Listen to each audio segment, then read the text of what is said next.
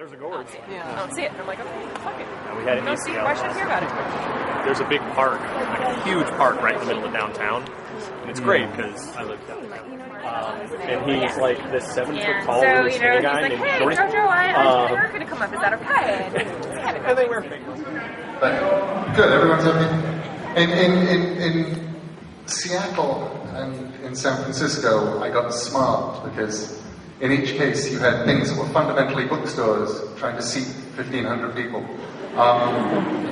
And it always went slower than people thought. So that I got, in Seattle, I got a ukulele player out to sing a ukulele. And in San Francisco, last night in a church in Berkeley, we had a singer, guitar and stuff. But here, you just have to sit and entertain yourself.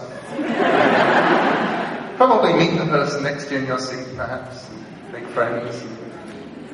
And by the way, the Seattle audience said that you guys didn't know how to party. I'm just saying, I don't want to... I know, it was weird. It's so weird that they actually specifically said that to you. But... So... I'm literally treating this like a Def Leppard show in 1983. I'm just saying, Seattle said you guys didn't know how to do it. That is, So, Neil... Yes, sir. 10 years ago, you wrote American Gods. And, I was reading the intro at a Thai restaurant earlier today, so I'm nice and bloated. This is a slim and dark and short and bloated show, by the way, so enjoy. But you talked about how you had moved to America in 1992, and suddenly, growing up in England, now you have this gigantic canvas in front of you, and not even like a homogeneous canvas. You have 50 completely distinct little states that suddenly you get to wander through. And that was the summer that I moved from Virginia, where I lived in the suburbs, the blandest suburbs, where it was like, hey, we're going to go to the pizza tonight, it's pretty crazy, to San Francisco, which was just this modern Baghdad suddenly that I was in. So, which was amazing. And then I remember I got my copy of Season of Mists signed at Comics Experience on the Visadero by you, and you were so nice.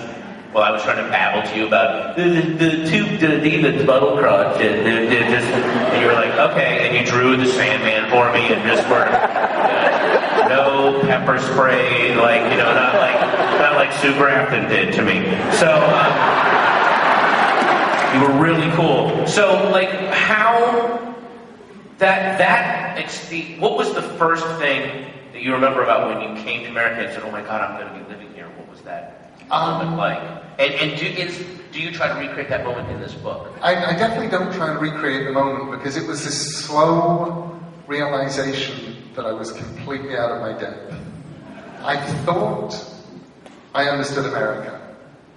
I'd come to America several times. I'm working for DC, I'd come to New York. I had been grown up watching American television, watching American movies, reading American books. I figured I knew what America was like. When people would say to me, when I was writing Sandman, they'd say, well, how can you, an English person, write these stories set in America? And I go, well, I may not be writing a New York that's the New York that a New Yorker would write. I'm probably writing a New York that's about as good as somebody who's lived in Seattle all his life and has never been to New York would write. And that was how I felt. And then I moved here. And then there was this very, very slow process of me just going, don't you think that's a bit weird to people? And people going, no. And, okay, 4 days ago, Oh, God. I was... it still goes on. 4 days ago, I'm in Portsmouth, New Hampshire, to do something very much like this. And the limo driver, from the airport to the hotel where I'm dropping off my bags and then to the music hall in Portsmouth, New Hampshire, is a little old lady. And I want you to know I am not little old ladyist. A lot of my best friends are little old ladies. I like little old ladies. They are wonderful people. And I see no reason at all why little old ladies shouldn't be limo drivers or astronauts and this one was a limo driver. And I'm going, this is really cool. Little old lady limo driver. I like this. And she got us from the airport to the hotel really, really well. Later that evening, I discovered, walking back, that the musical where I was appearing was 3 blocks from the hotel. And it took, in the rain, about 4.5 minutes to walk. Now, this was not the kind of little old lady who used things like GPS things, and she didn't actually print out addresses. She had a much more interesting method of getting from point A to point B, which was ask somebody at random for directions. And then, because you can't remember whether they said turn left or turn right, pick one and try and stick with it. Which meant that the journey from the hotel to the musical took 45 minutes. The last 15 minutes of which we were being guided in by cell phone from the poor publicist who was sitting next to me and was freaking out. I wasn't freaking out. I was actually sort of exulting and plotting and thinking this is so wonderful, because it turns out if you are driven through most of Portsmouth, New Hampshire, at one point or another you are going to look out of the window of the car at the incredibly dull, rather small park by the river on your right. And you're going to glance over, and you're going to look back, and then you're going to look again, and you're going to see a full-size nuclear submarine half submerged in concrete in the middle of a park. And you are then going to spend the entire rest of the evening saying to people, you have a nuclear submarine. That little park, there's a patch of green by the submarine, you have a half-submerged nuclear submarine. And they go, yep, that's the Albacore.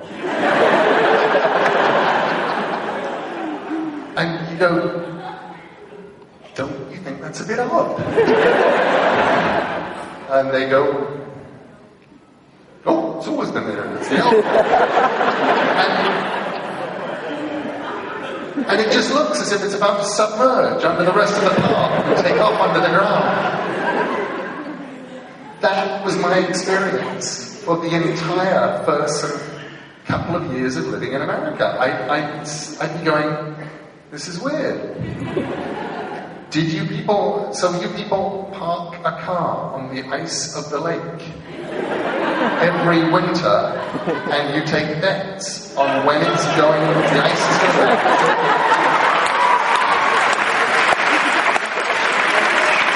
And they go, yep. That seemed odd to me. The cold seemed odd to me. I would come out, I was English. I was an innocent, much as you people here in Los Angeles. And unless you actually fled from someplace, you know nothing about cold. You were like me. You thought that when puddles went hard, and when possibly water, which you may be familiar with occasionally here, mostly in February, falls in the form of white fluffy stuff, that's cold. And that's what I thought. I didn't realize that you learn things, like you learn that if you step out of your house and you take a deep breath and all of the hairs in your nose freeze, so that you can feel every individual hair in your nose, it is below 0 Fahrenheit. And for that matter, if you take a step out of the door, you take a deep breath, and then you cough in pain, it is below 25 Fahrenheit.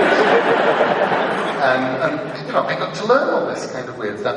And it was all peculiar. And driving my daughter across Wisconsin to a summer camp thing and stopping by a full-sized reproduction of the second largest cheese in America circa 1962.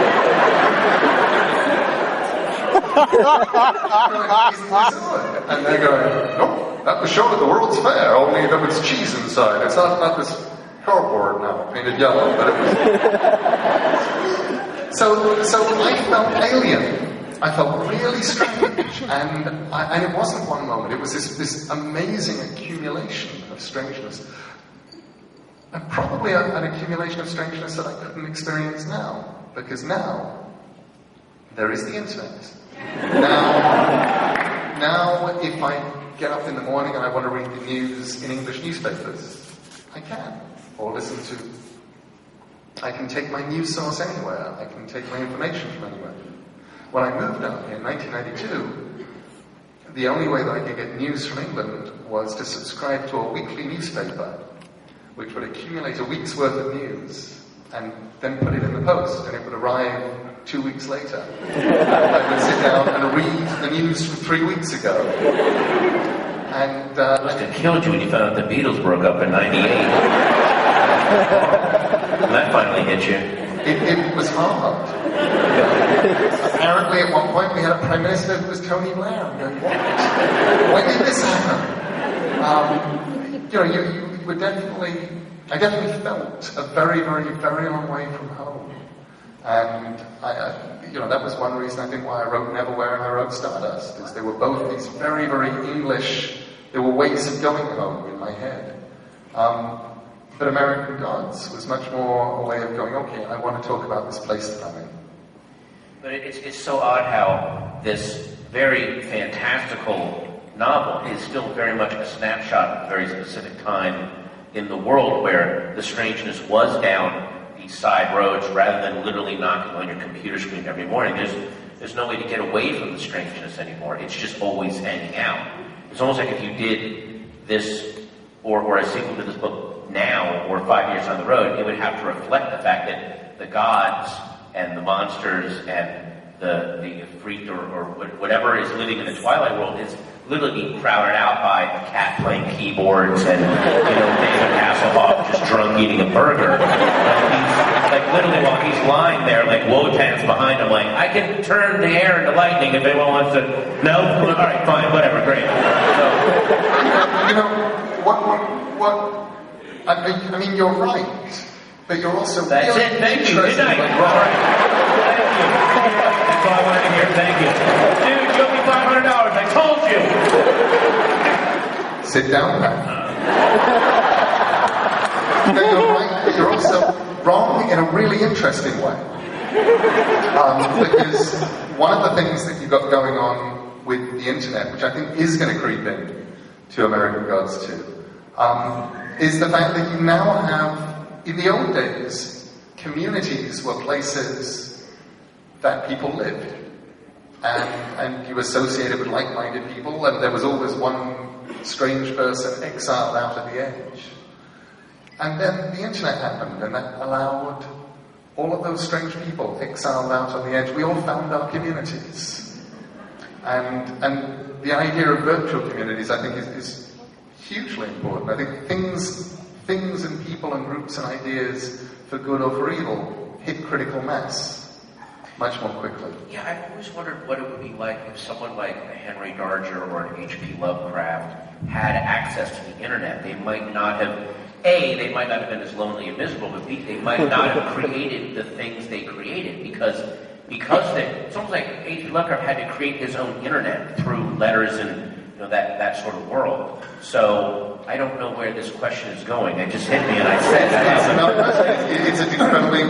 It's a really astute observation. How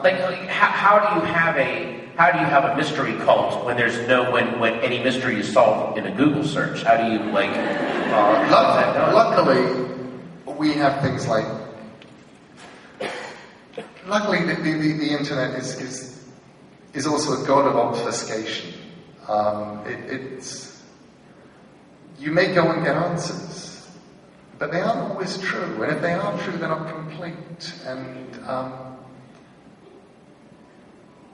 an American Gods related thing. I hadn't told anybody this until this go round, and I thought, what the hell? I've been enjoying this one much too much for the last few years, but finally at the point where I thought, well, it's a cool thing to tell people, so I'll tell people just on this tour, and then I'll be quiet about it again. When I was writing American Gods, there wasn't a lot of research into gods that I did. And there wasn't a lot of research into gods because since the age of 7, I've loved myth. You know, when I was 7, my favorite book in the whole world, apart from the Narnia books, was Roger Lancelot Green's Tales of Ancient Egypt. So I bought it with my own money. I love this stuff. So I'd spent essentially, 30-something years before I started writing American Gods, researching it. But I didn't know a lot about the Slavic gods, because there really wasn't very much around. I knew about Chernobog, probably going all the way back to Fantasia. And watching Fantasia as a kid and finding out this was Chernobog, it was a Russian god, and that fascinated me. And I knew a little bit about Bilabog, I knew a little bit about Purim, but I didn't know a lot. So I went and did my research. And honestly, the amount of research when it comes down to original sources is incredibly slim. You're down to, a few pages of stuff that the church hadn't burned and that's been recorded. And I was fascinated by 2 characters in it, the Zoria. And the Zoria, there were 2 of them. There was Zoria Utranyaya and Zoria Vachanaya. And I probably mispronounced both of them, but they're the goddess, they are the dawn of the morning and the dawn of the evening. The sunrise and sunset. And I was fascinated by them. And I thought, it would be even cooler if there was a 3rd. And I decided to name her after an Iggy Pop song. So I went up and found out what the Russian for midnight was. So she became Zoria Polunashnaya, Sister Midnight. And I put her in my book. And then Wikipedia came into existence. And for a little while in there, actually, there was a brief moment in about, 2004-ish, when actually the Wikipedia entry seemed to think that probably I might possibly have created her. But then somebody else came in, and around about 2006, they said, Gaiman is getting referenced in all of these God things, and isn't that rather Western-centric and stuff, and they deleted all mention of me. And then I noticed that Zoria Polunashnaya was absolutely solid and real, because they found books that referred to her. Nobody actually stopped and looked at the dates on these books, which were published after 2001.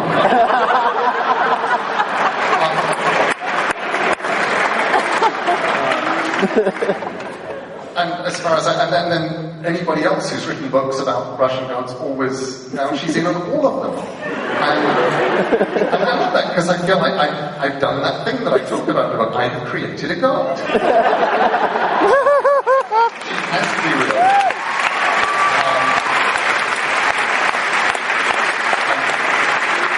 She's real because she's in Wikipedia, and you can find her. No mention at all of me, and it's brilliant. But now you know how the guy who invented the Hamburglar feels. Like, it's that same brought him into being. But look, I said that as a joke, but isn't that how all religions are evolved and are invented? It's the creativity. Somebody makes something up. Yeah. Or someone sees something and says, hey, wouldn't it be cool if this happened too? And then after a while, people just go, yeah, he made lunch for everybody. It was pretty cool. We had some fish and some bread, and then we all had lunch. It was great. I like it. I like that story. It's good. All right, give him that power. Food power. You know what I mean? Like, you just did that. You just participated in the expansion of a religion.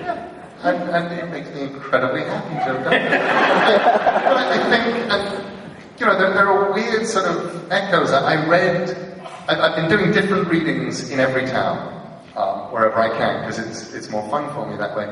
And in San Francisco last night, I read the Easter chapter, the one set in San Francisco in this book. And I commented on two things, one of which is that a lot more people now know that Easter is at least possibly named after a German goddess of fertility named Eostre. And, but one reason an awful lot more people know that now than did when I commented on this is because significantly in excess of 1 million people have read American Gods. So it becomes this weird kind of meme that heads out into society. And I get people now coming up to me and saying, you really don't understand pagans. And I say, why don't I understand pagans? They said, well, that thing that you do in American Gods when you have that scene where the girl sort of, doesn't actually worship something. Well, I have my personal gods, and this, and I do this ritual, and I do this. And I said, that's really cool. You should have talked to a lot of pagans in the 90s and had the same embarrassing conversations that I used to have with them, where people would say, I'm a pagan, and I would say, that's so cool, who do you worship? And they'd say, no, you don't worship. It's like an empowerment thing. It's like, it's a goddess thing. And I said, oh, cool, so you light candles to your goddess? And they'd say, it's about discovering the goddess within. Feeling her. And that sort of crept into the book, and I like the way that this part of it goes. Maybe it was that little paragraph that changed things for a few people. You must have got hit with so many crystals, dude. That must have sucked. You must have got you so angry, like, I'm going to change the whole thing. But is there a process if there's a process to discovering the goddess within, then is a form of ritual, though, isn't it? I think that what I loved about teasing people, and it really was just a tease in American Gods, was allowing Wednesday to say the things that I had thought during some of these conversations, but had never actually allowed myself to say because people would have thought I was making fun of them, and I would have been.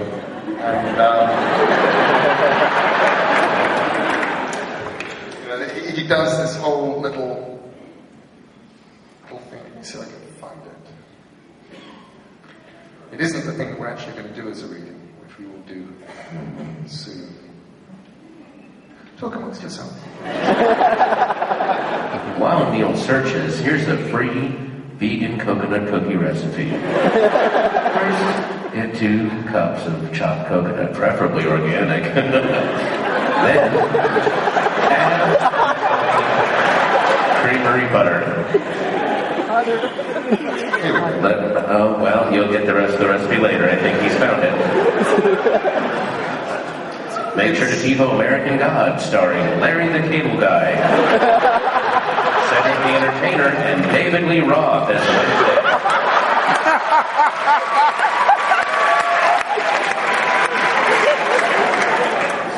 They're in a restaurant, and he's a coffee house in San Francisco, and he's been talking to his